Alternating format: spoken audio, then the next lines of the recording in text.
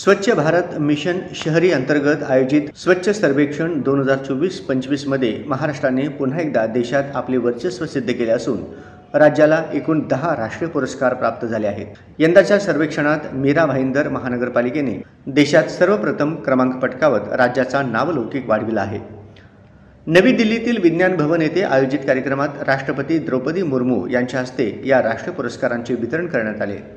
यावेळी केंद्रीय गृहनिर्माण नगर विकास मंत्री मनोहर लाल आणि राज्यमंत्री तोखन साहू यांच्यासह वरिष्ठ अधिकारी उपस्थित होते।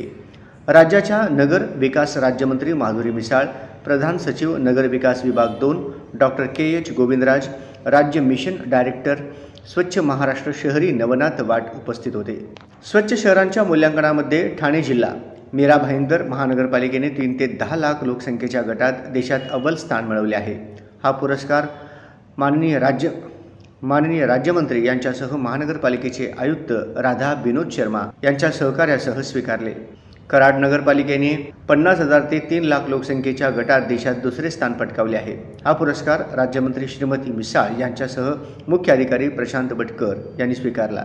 10 लाखांहून अधिक लोकसंख्या असलेल्या गटात ठाणे जिल्हा नवी मुंबई महानगरपालिकेने सुपर स्वच्छ लेक सिटी पुरस्कार पटकावला आहे।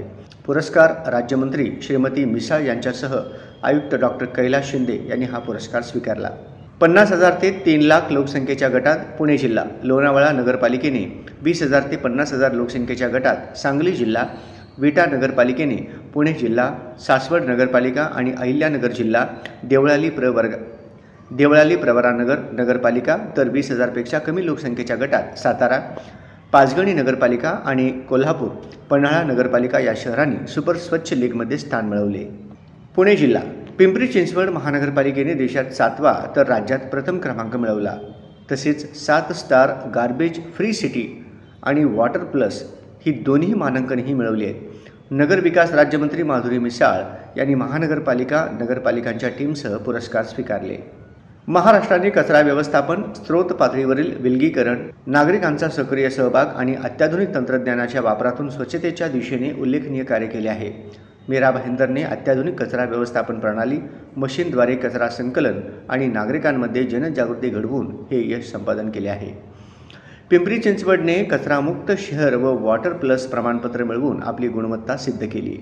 राष्ट्रपती द्रौपदी मुर्मू यांनी या प्रगतीबाबत समाधान व्यक्त करत सर्व विजयी शहरांचे अभिनंदन केले।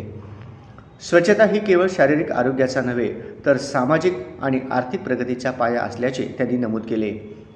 त्यांनी महिलांच्या वाढत्या सहभागाचे कौतुक करत ही चळवळ महिला सक्षमीकरणासाठी प्रभावी ठरत असल्याचे सांगितले।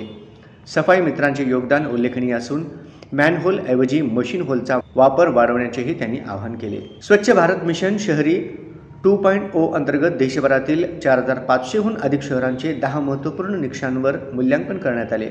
यामध्ये कचरा संकलन, स्रोत पातळीवरील विलगीकरण, पर्यावरणपूरक उपाययोजना, नागरिक सहभाग आणि स्वच्छतेसंदर्भातील जनजागृती यांचा समावेश होता।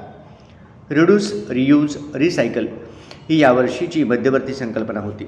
एकूण 3,000हून अधिक मूल्यांकनकर्त्यांनी 45 दिवसांच्या कालावधीत 11 लाखांहून अधिक घरे आणि परिसरांचे सर्वेक्षण केले असून 14 कोटी नागरिकांनी त्यात सहभाग नोंदविला आहे। 2016 पासून सुरू झालेला स्वच्छ सर्वेक्षण उपक्रम केंद्र शासनाने सुरू केले आहे। शहरी स्वच्छतेचा महत्त्वपूर्ण आधारस्तंभ बनला आहे।